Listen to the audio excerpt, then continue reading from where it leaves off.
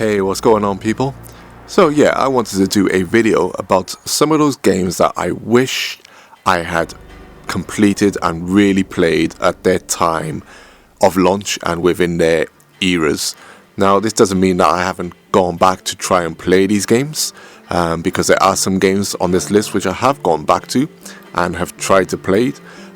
Some I actually haven't been able to actually complete due to various reasons, and just one on this list I actually have gone back to and completed.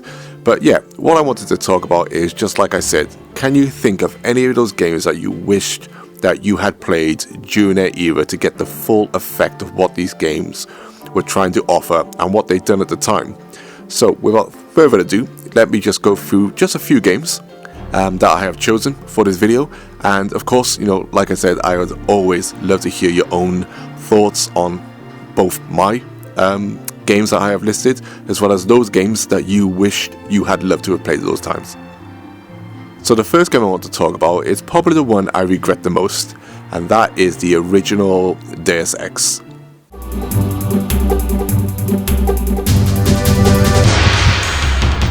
For those who might know me, I'm a huge fan of cyberpunk type games. I've always been a massive fan of Blade Runner, Ghost in a Shell, all those classic games, films. Akira, all those cyberpunk futuristic type movies and games that just dropped you into a neo type of future where we get augmentations. We're a half machine, half human, and there's all these conspiracies and stuff. I always loved this, but at the time, it's not that I didn't want to play Deus Ex, I just never got around to playing it. And then later on, when I did try to play it, I got distracted.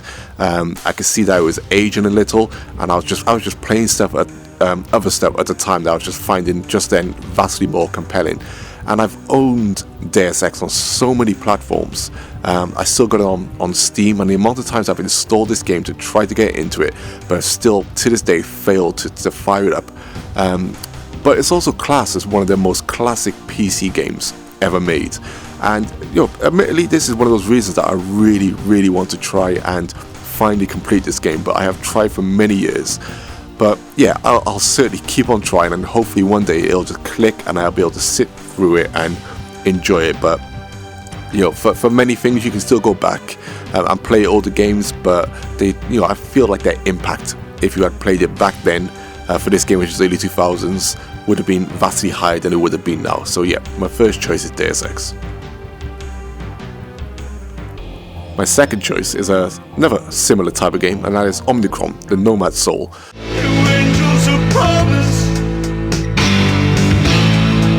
Now, I own this game as well. I actually got the Dreamcast version, and this is another game where I just never got around to playing it.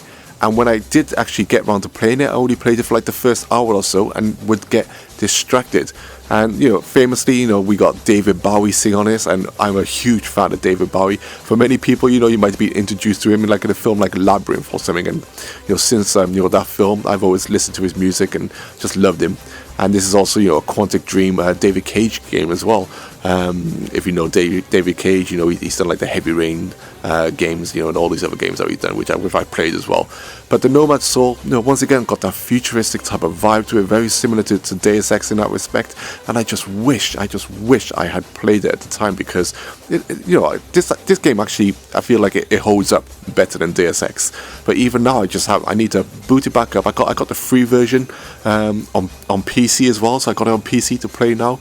It's just one of those games again I just need to boot up, sit down, and really try to get into. But once again, I just wished I had played at the time to feel the full power of what this game was trying to do. And it was very impressive looking for this time, and you could just show how games were really trying to break the boundaries even back then. So yeah, Omnicron: The Nomad Soul, I wish I'd played it back then.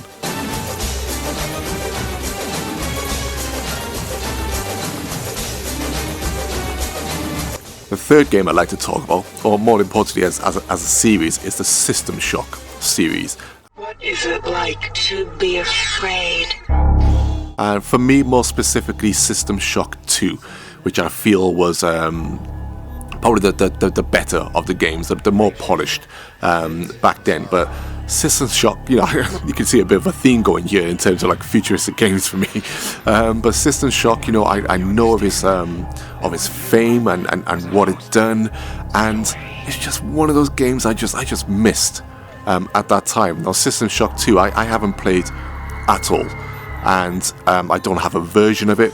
Obviously I can easily get it on Steam if I wanted to, but once again it's just finding the time and the desire to go back and really sit down and want to play these older games, because you know some of them have aged, but I feel this one still, from what I've seen of gameplay, because I have watched tons of gameplay of it, I still feel like this one still holds up, and I'd be happy to actually sit there and play it.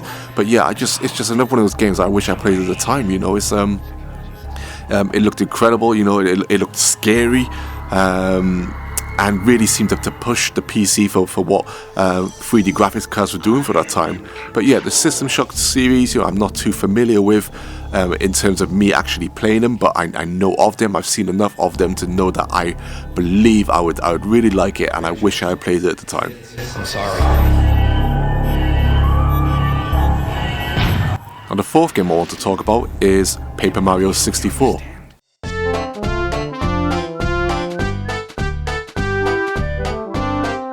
Now, the worst thing about Paper Mario 64 is that I didn't actually get it during the time when the 64 was still on the market. I got it a bit later, but only a few years later, probably about 2 years after the N64 was done. You know, we went into the GameCube era. So I had a box copy of Paper Mario 64, but you know, by then I was well into my GameCube. I was playing so many games on the GameCube, on the PlayStation 2, and even on the original Xbox. You know, I just got distracted. But Paper Mario 64, I actually went back finally with my original cartridge, plugged it into my Nintendo 64, and played it from start to finish. And this was only a few years ago. And I'm telling you right now, it is one of the best N64 games I had played. And I just really wish I had played it at the time, because I feel it would have had a much bigger impact on me and the N64 legacy for me back then.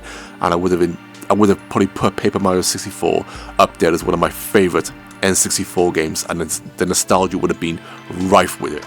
And then, funnily enough, after I finished Paper Mario 64, I went straight onto my copy of Paper Mario and A Thousand Year Door on the GameCube.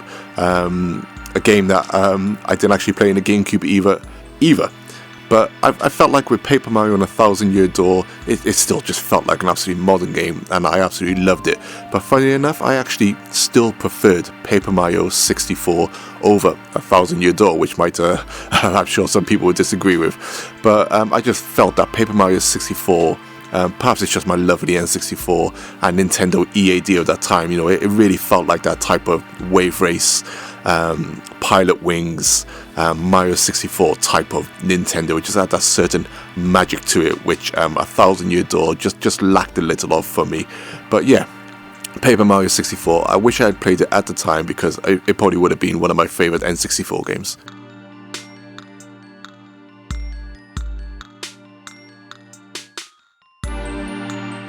And the last game I want to talk about is Super Mario RPG, Legend of the Seven Stars on the Super Nintendo.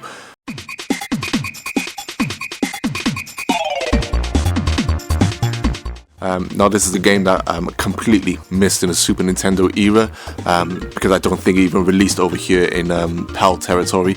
I believe it was just a Japanese and US only release, which was the same for other Square RPGs back then, like Chrono Trigger, like Final Fantasy 3 or Final Fantasy 6 we called it.